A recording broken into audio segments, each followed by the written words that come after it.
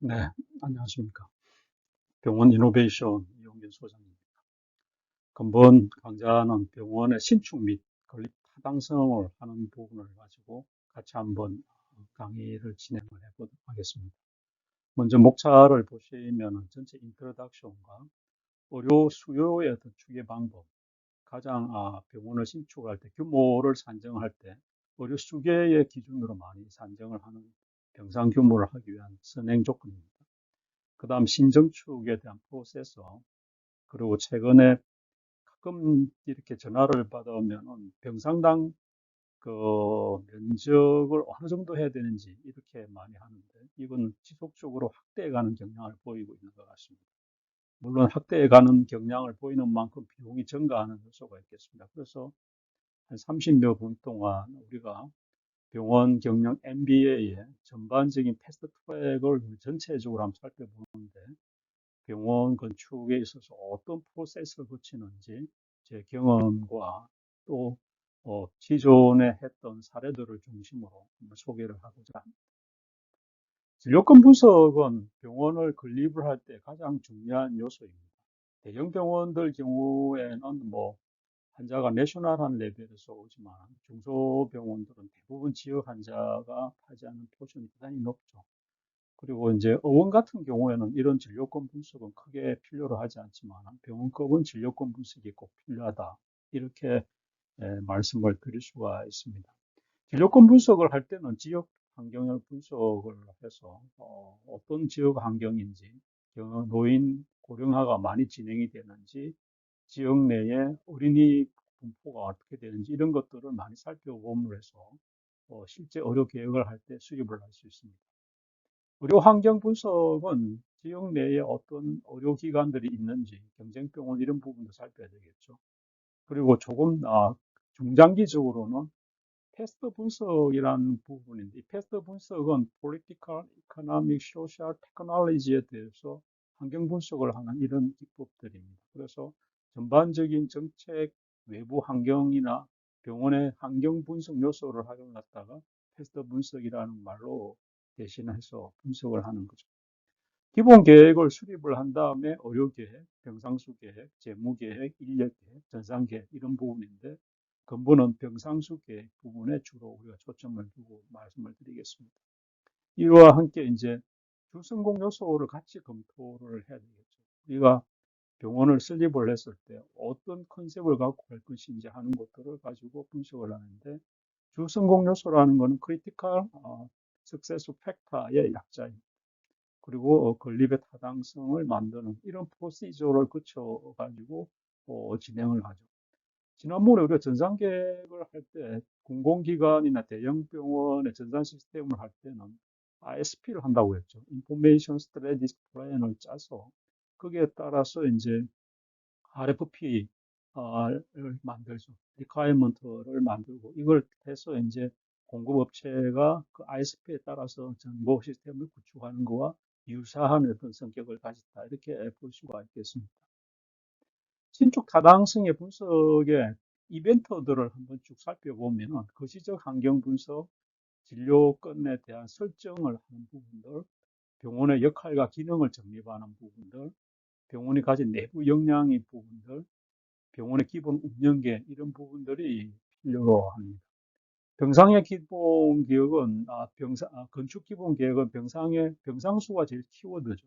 그리고 신축을 할 때에 어떤 진료 과목이나 어떤 진료센터가 들어가는지에 대해서 살펴봐야 되겠고, 이와 함께 병원의 연면적, 그러니까 주로 주차장을 제외하고 병상당 면적을 어떻게 두는지, 베드당 지금 면적을 대형 종합병원 같은 경우는 40평까지 이렇게 늘어나고 있습니다. 심한 경우는 50평까지도 되죠.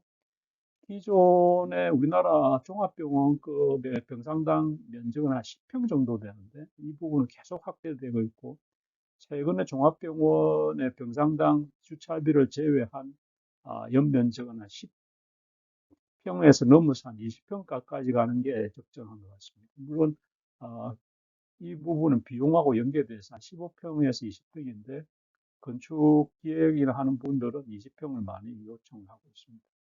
건축비는 평당 굉장히 많이 지금 올라서 1,000만 원이 넘어가고 있는 것 같습니다. 그래서 인테리어를 어떻게 하냐에 차이가 있겠지만, 그래서 쉽게 우리가 건축비를 추정을 할 수가 있습니다. 100평상이면은 건물은 만약에 평당 베드당 20평을 잡는다면 한 200억 정도가 건축비로 들어갈 수 있다. 이렇게 생각을 할 수가 있겠죠.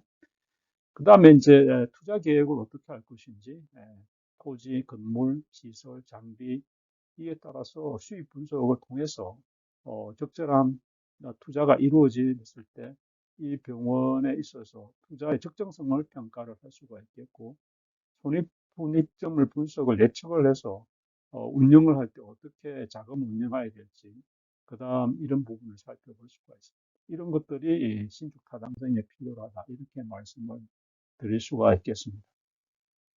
의료 수요의 추계 방법에 있어서 몇 가지 방법은 의료 수요의 기본을 둔 추계 방법, 투자 효율을 하는 분석 방법, 그 다음 질병의 수요 분석 방법들이 있습니다. 그래서 대부분 질병별 수요 분석이나 투자 효율성 분석보다는 수요 기반으로 한 투자 기법을 많이 사용하고 있다. 이렇게 말씀을 드릴 수가 있겠습니다. 특정 병상수를 추계를 하는 부분들은 병상 규모가 지나치게 크면은 초기 투자비가 과다하게 들어가고, 병상의 풀로 이렇게 가동을 하는 데는 많은 소요 시간이 돼서 초기에 은근 부족 현상을 겪을 수가 있습니다. 그래서 적정한 투자 규모를 산정하기 위해서는 해당 지역의 병상 공급이 어느 정도 필요로 한지에 대한 부분을 산정하는 방법이다. 이렇게 말씀을 드릴 수가 있고, 이럴 때 가장 심플한 방법은 인구 1000명당 공급 병상수 기준으로 이렇게 산정해 보는 겁니다. 현재 우리나라의 병원급 병상수가 한 60만 병상이 공급이 돼 있다고 보면은 대략 크게 무리가 없을 것 같습니다. 그럼 인구수로 나눴을 때 어느 정도 우리가 병원의 병상수가 필요한지 이렇게 우리가 생각을 해볼 수가 있습니다. 두 번째 산정 방법은 입원을 하기 위해서 병상이 필요한 거죠. 그래서 입원 의료 수요에 기초한 추정식을 산정을 하는 방법입니다. 그 다음에 또 다른 방법은 진료권에 병원에 이제 오는 어떤 의료 이용량을 기준으로 하는 방법인데, 산식 이해 방법을 주로 많이 사용을 하고 있습니다. 그 다음에 병원의 수익 기준으로 정하는 방법인데, 이 병원의 이런 방법은 그냥 보조적인 방법으로 사용을 하고 있다. 그래서 대부분 방법에서는 진료권의 입원 이용량을 기준으로 부족 병상을 추계를 해서 하는 방법이 일반적으로 병상을 추계하는 데 많이 사용할 수 있다. 이렇게 말씀을 드릴 수가 있습니다. 진료권에 있어 가지고 방법을 말씀을 드리면, 주진료권과 부진료권으로 구분을 할 수가 있습니다. 주진료권은 병상 규모에 따라 차이가 있겠지만 대략 반경 한 6km 정도의 내원 환자들이 한 70% 정도 오는 걸로 이렇게 기존 리포트에 나와 있는데, 이러한 부분을 기준으로 했습니다. 그래서 이 지역 내의 부족 병상은 입원 병상 기준으로 해서 소요 병상을 산정을 하고, 비공급 병상을 뺀 부분이 지역 부족 병상으로 추계를 하는 일반 산식을 많이 사용하고 있습니다. 소요 병상의 기준은 보시면은 전체 지역의 입원 환자 수의 지역 친화도의 개념을 사용을 하고 있는데, 지역 친화도라고 하면은 이 지역에 발생한 환자가 이 지역에서 의료기관을 이용할 수 있는 비율을 나타내는 겁니다. 대표적인 경우가 이제 예를 들면 과천 같은 경우가 아주 독특한데, 과천에 있는 주민분들은 과천에는 병원이 없지 않습니까? 그러면은 지역 친화도가 없는 거죠.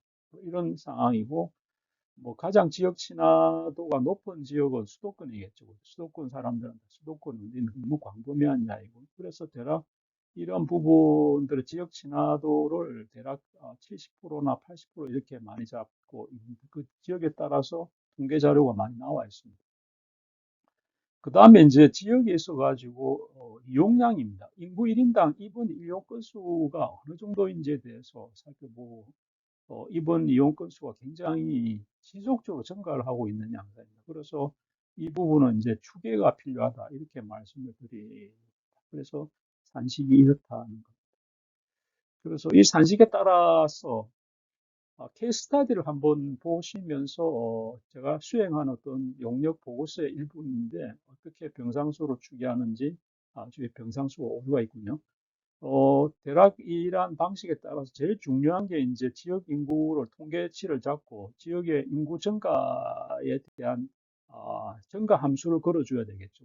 지역의 인구 증가를 1.2% 증가를 했는데 해당되는 부산 지역의 주 인구 증가율을 예측을 한 겁니다.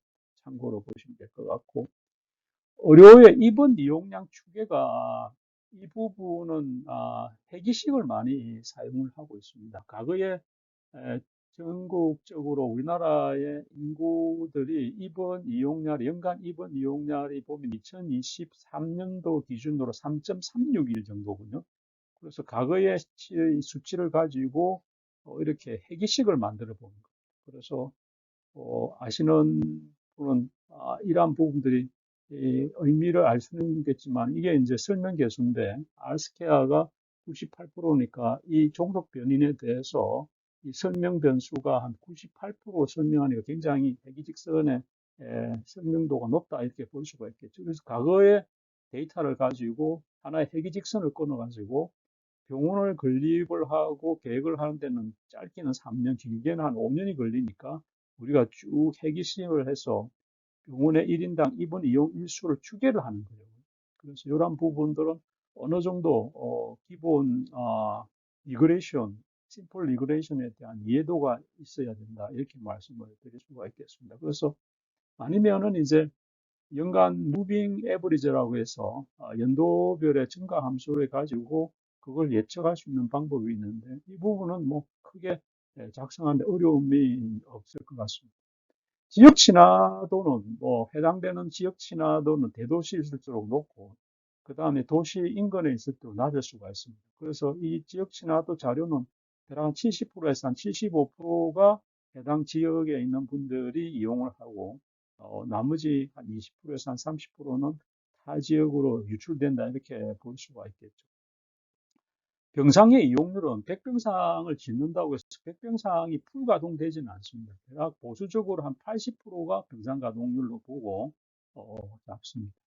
그래서 이제 이러한 산식에 따라서 소요 병상 수가 이 지역에서는 한 1600병상 정도, 그러니까 병원을 건립할 시점에서는 한 1800병상 정도 되고 이미 공급이 병상이 컨스탄트하고 보면은 한 688병상이 공급이 되어서 부족 병상은 1000병상 정도가 공급이 부족할 거다. 이렇게 이제 추계를 하고 합니다. 그래서 이러한 부분들이 병상 건립의 전체적인 건 아니지만은 병원의 부족 병상을 참고로 해서 병원을 건립을 할 때 참고로 할 수 있다는 것들을 말씀을 드립니다. 그 다음 병원의 신정축 프로세스에 대해서 한번 간단하게 살펴보도록 하겠습니다. 물론 이런 일들이 실제 자주 일어나지는 않겠지만은 어떤 병원 신정축 프로세스를 알무로 해가지고 여러분들하고 같이 지금 공부를 하고 있는 병원 경영 MBA나 패스트 트랙으로 해서 병원의 어떤 역사부터 새로운 병원을 건립을 하고 향후에 우리가 공부를 할 게 비대면이라든지 신사업 기획 분석이라든지 뭐 GPT 활용 방법까지 전반적으로 병원에 대한 경영적 입장에서 이해를 하는 이런 시간이니까 한 번쯤 참고로 해 보실 수 있는 것 같습니다. 병원을 신축하는 방법은 방금 우리가 해온 신축 타당성 분석, 과연 병원이 타당해서 운영할 수 있는 정도에 있는지를 살펴보는 부분이고, 이러한 부분의 수행 내용은 아까 말씀을 드린 대로 진료권 설정을 하고 서비스 범위를 산정하고 신축 타당성을 건립을 하는 이런 프로시저가 대부분 만들어지고 이런 부분들은 컨설팅에서 피지빌리티 스터디라고 해서 일반 대형 종합병원들 같은 경우라든지 국공립병원은 필수적으로 수행을 하고 있습니다. 그래서 이러한 부분들에 따라서 병원의 공공병원들 같은 경우는 이제 아시는 것처럼 설립 규모가 500억 이상 신규 사업 같은 경우는 KDI의 예비 타당성 조사를 거쳐야 되기 때문에 신정축 피지빌리티 스터디의 작성은 필수적입니다. 그래서 이러한 것들을 주로 하게 되죠. 그 다음 신정축 후에 세부 운영 계획을 하게 되죠. 이러한 프로시저에서는 보시면은 진료권 설정을 해야 되고 우리가 이때까지 공부를 해왔던 전문화, 전문화 이런 부분들, 그다음 핵심 프로세스의 성장을 어떻게 할 건지, 운영 계획을 어떻게 짤 건지, 부서의 운영 계획을 어떻게 할 건지, 장비와 부품 이런 세부적인 프로그램을 짜는 겁니다. 그래서 피지빌리티 스타디 내에서도 기본적으로 이런 부분들은 이제 경험 있는 컨설턴트가 투입을 하고 해서 일정 부분 커버를 하죠. 그 다음에 신전축 건축 계획 부분인데 이 부분은 아마 이제 건축 설계 사무소에서 기본 설계를 짜게 되는 거죠. 기본 설계가 어느 정도 공모를 하는 경우도 있고 아니면 이제 계약을 해서 건축 설계 사무소와 하는 부분이 있습니다. 그래서 조감도를 작성을 하든지 모형을 만들어서 공모를 하는 경우에 이러한 부분들에 대해서 컴피티션을 거치게 됩니다. 4단계에서는 이제 신축 후에 개원을 하기 위해서 인허가를 받아야 되고 업무 분장을 하고 장비나 전산 시스템을 구축을 하고 작은 계획을 짜고 하는 이런 정축 후에 신정축 후에 개원 준비 팀이 만들어집니다. 그래서 1, 2, 3, 4단계가 일반적으로 신정축을 하는 데에서 이루어지고 있는 병원 프로세스다 이렇게 말씀을 드릴 수가 있겠네요. 신정숙 시의 고려 사항들을 이렇게 오버뷰로 한번 살펴보겠습니다. 제일 먼저 이제 우리가 인구의 고령화 현상은 피할 수 없는 현실이 된 것 같고 전반적으로 만성질환자가 늘어날 것 같습니다. 병원에 따라서 한 70% 내지 80%가 이미 고령화 환자분들이 내원한 경우를 살펴볼 수가 있는데 이러한 병원의 어떤 환자 구성원이 달라짐으로 해서 진료의 패턴도 달라져야 될 것 같습니다.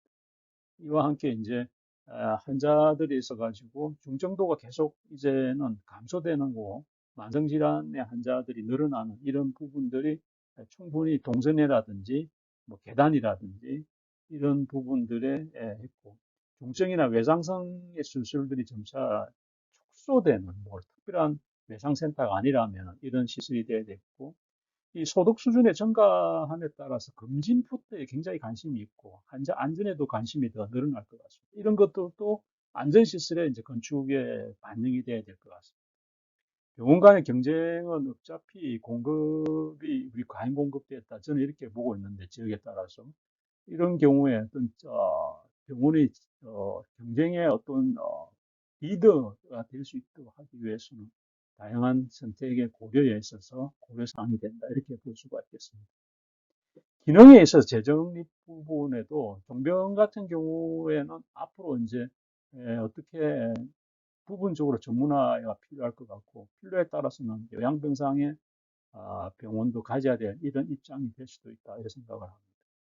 그 다음 이제 새로운 정책적인 변수의 지역병상 총량제 개념을 이야기를 하는데 보시는 것처럼 상급종합병원의 경우에는 이미 이 병상 신전축을 할 때에 국민건강보험공단이나 심사평가원에서 아마 병상 공급 확장 계획서를 제출을 해서 어느 정도 심의를 받는 거로 이미 진행을 하고 있습니다. 이러한 부분들이 향후의 정책이 지역 병상 총량제 시행 가능성도 좀 염두에 두고 있어야 되지 않을까 이렇게 생각합니다. 그 다음에 연구 기능 활성화는 대형 병원이 질적인 향상을 갖추는 것이 굉장히 대단히 중요하니까 공간 내에 연구 시설을 두는 것들, 그 다음에 CRO 어떤 센터를 둔다든지 뭐 이런 부분도 연구에 충분히 신중추의 고려 사항이다 이렇게 말씀을 드릴 수가 있겠습니다. 보시는 부분은 과거에 강의를 한 자료 중에서 환경 분석, 건축 타당성 분석에 대한 자료를 봤는데 지리, 교통, 인구, 산업, 예상 진료권, 경쟁 분석 이런 부분이 환경 분석에 들어가고 병상비에 있어서 적정 병상을 할 때 이런 우리가 앞서 이야기한 것들을 살펴봤습니다. 운영 계획에 대한 것도 병원의 일반 병상, 특수 병상, 2인실, 3인실, 다인실 이런 구분을 어떻게 할 건지 기본적으로 소득 수준이 높아감에 따라 과거에는 다인실이 6인실이었는데 지금 4인실로 되어 있지 않습니까? 표준 병상이. 그래서 다소 1, 2인실이 늘어날 거 아닌가 이렇게 예측이 되고 있고 이미 선진국 같은 경우에 신규 병원은 2인실마저도 짓지 못하게 하는 경우입니다. 그러니까 그런 부분들이 이 유럽 같은 경우에는 이미 이제 2인실 같은 경우에는 개인의 프라이버시 존중이라는 것 때문에 1인실로 두게 되는 제도화가 되어 있고 우리도 아마 그런 패턴으로 가지 않을까 싶습니다. 그래서 병원을 지을 때 아마 고려사항으로 보시길 바라고, 병원의 중점 진료 계획을 우리가 첨단 진료 또는 전문 진료, 응급 진료를 어떻게 할 건지에 따라서 이미 병상 공급이나 병상 계획이나 건축 계획에 반영이 돼야 되지 않을까 이렇게 생각이 듭니다. 비용 분석은 부지 매입비, 건설 설계, 건축, 설계 용역비는 전체 건축비의 한 10%에서 한 15% 차지한다 이렇게 볼 수가 있고, 건축비는 평당 지금 한 1,000만 원 정도 잡으면 될 것 같습니다. 장비는 전체 건축비의 한 40% 이렇게 잡고 있고, 의료 정보비는 차이가 좀 있겠지만 또 베드당 한 150 정도 이렇게 잡으면 무난할 것 같습니다. 직기 비품비는 전체 70만 원, 80만 원 이렇게 병상당 잡고, 이래서 기본적인 양식에 따라 소요 비용을 추계를 하게 됩니다. 회원 준비비는 뭐 전체 금액의 일정 포션을 해서 총 건립비가 어느 정도 들 건지에 대해서 이렇게 산정을 하게 됩니다. 재원의 조달은 현금 보유가 일반 차익 규모가 있는데, 부채 비율이 너무 지나치게 높으면은 자본의 경제성을 가져오기 때문에 저희들이 의미를 할 때 대략 한 본인의 자본은 한 40% 정도 안정적이다 이렇게 하는데, 이건 뭐 유동성을 좀 가질 수 있고, 장비를 리스를 하는 경우도 있었고 구매를 하는 경우도 있는데, 이거는 금리와 조정을 할 필요가 있다 이렇게 해서 재원의 조달 방법을 이미 미리 검토해 보는 것도 의미가 있습니다. 그래서 금융기관하고 협상을 해서 좋은 금리를 받을 수 있으면 좋겠습니다. 경상수지에 대해서 수익과 지출을 분석을 하는데, 실질적으로 수익과 지출 분석은 쉽지는 않습니다. 그래서 가장 쉽게 접근하는 방법은 입원 환자 1인당 아니면은 일당 진료비가 어느 정도 예측이 될 건지, 환자가 어느 정도 올 건지 볼륨을 곱해서 수익을 하고, 비용 같은 경우에는 어떤 일정 비용을 산정하는 산식에 따라서 산정을 합니다. 뭐 그러한 수익에서 지출을 제외하면 순이익이 생기고, 이러한 부분들을 추계를 해서 완전히 막지는 않겠지만은 경영 수지를 가지고 대략 예측을 하는 거로 살 수가 있겠다 이런 거고, 보시는 것은 이제 진료권을 핵심 진료권, 주진료권, 부진료권을 잡을 수가 있다 이렇게 말씀을 드릴 수가 있겠습니다. 참고로 주진료권, 부진료권에 대한 인구의 유입, 유출 또는 대략 우리 병원에 올 확률 이런 것을 따지게 됩니다. 앞서 말씀드린 내용들을 이렇게 쭉 살펴보면은, 뭐, 우리가 앞서 말씀드린 대로 의료의 계획에 있어 가지고는 진료 계획, 진료 지원 계획, 의료 서비스 양을 추계하는 부분, 이런 부분들이 있고, 이런 부분들은 대부분 피지빌리티 스터디에 포함이 되어 있고, 병원의 핵심 프로세서를 어떻게 정립할 것인지 하는 것은 병원의 어떤 내부적인 역량하고 연결되어 있는 것 같습니다. 병원의 운영 계획은 참고로 보시는 것처럼 부서별 운영 계획, 각 장비의 운영 계획, 단계별 신정축 계획이 포함이 되어 있고, 병원의 경영 체계를 어떻게 가져갈 것인지 하는 것도 상당히 중요한 이슈가 되겠죠. 그래서 만약에 체인 하스피탈 같은 경우에는 해당되는 병원의 경영 자율권을 어디까지 줄 건지 하는 문제, 분원 같은 경우에는 본원과의 연계를 어떻게 할 것인지, 이런 것들이 이제 조직 체계에서 짜여져야 될 것 같고, 각종의 매뉴얼을 어떻게 만들 건지, 로고를 어떻게 만들 건지 하는 것들도 신정축 개원 준비에 포함이 되어야 될 것 같습니다. 인력 계획, 장비 계획, 홍보 계획, 마케팅, 개원 준비는 앞서 말씀드린 대로 유인물에 참고를 해주시기 바랍니다. 그 다음 이제 마지막으로 병원의 그 건축 트렌드는 병원 의료시설 복지학회 이런 데서 이제 리포트를 많이 내고 있는데, 전반적으로 환자의 편의성을 중시하는 근거로 해서 병상당 규모와 건축 규모가 병상당 건축 연면적이 늘어나고 있다. 그 다음에 외래존이 확대되고 있다. 이런 패턴을 말씀을 드릴 수가 있겠습니다. 그리고 병원에 있어서 환자들의 편의 시설을 갖추는 방법이 이제 굉장히 되는데, 넓은 공간을 확보하는 방법이 있고 좁은 공간을 확보하는 방법이 있는데, 이 부분은 트레이드오프가 되겠죠. 좁은 공간을 확보를 해 사용하는 방법은 초기 투자비가 작게 들지만 환자의 컨비니언스한 어떤 그런 부분들이 깨들어갈 수밖에 없습니다. 이 부분들은 한 번쯤 어떤 설치를 할 건지 안 할 건지 검토를 해봤습니다. 본 사항들은 뭐 영안, 베이비시터, 산후조리, 우체국, 정원, 식당, 편의 이런 것들을 쭉 살펴보면서 어떤 사실 이런 부분들이 공간이 만들어지면은 비용이 들어가는 부분이죠. 그래서 코스트 이펙티브하게 접근할 것인지 아니면 넓게 공간을 쓸 건지 하는 것들은 병원에서 같이 고민을 해야 될 사항입니다. 그 다음에 이제 검진센터를 둘 건지 안 둘 건지도 중요한 어떤 요소이고, 검진센터를 두었을 때 공간을 어디에 차지할 것인지, 접근성이 좋을 때를 할 건지, 이런 것도 고민이고, 어떤 검진에 소위 말하는 조닝을 할 것인지 하는 부분도 참고로 제시를 해봤습니다. 그리고 끝으로 이제 중요한 부분 하나가 홍보의 전략입니다. 그래서 병원이 신정축을 했을 때 사례를 보면은 먼저 개원을 해서 운영을 하면서 환자를 확보한 이후에 그랜드 오픈을 하는 이런 패턴을 많이 가져가고 있고, 특히 이제 초기에 병원을 알릴 때 대단히 중요한 마케팅 부분에 대한 것들이 다양하게 아이디어를 적어놨습니다. 그래서 혹시 참고로 병원의 홍보를 내부 홍보와 외부 홍보를 했을 때 신정축을 할 때 병원의 홍보 전략이 어떻게 해야 될지 참고로 팁을 쭉 정리를 해 두었습니다. 그래서 한번 참고로 해 주시길 바랍니다. 네. 근본 강좌는 여기서 마치겠습니다. 감사합니다.